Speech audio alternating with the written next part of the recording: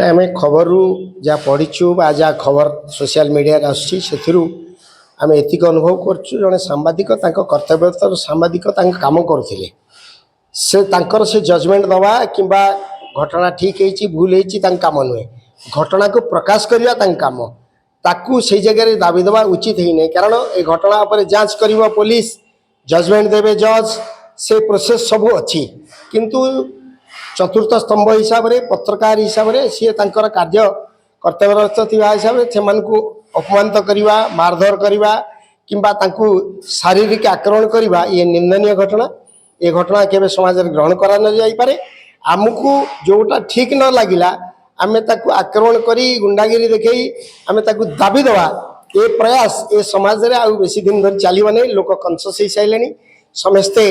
बर्तमान सांबादिक मान तांको काम कर चलचंती हाँ भूल चूक कोड थाई पारे ता अर्थ नुहे आमे तांको आक्रमण करवा एवं शारीरिक पीड़ा दबा आघात पहुंचाइबा से हॉस्पिटल अछंती बेली सुनिची एपर्यंत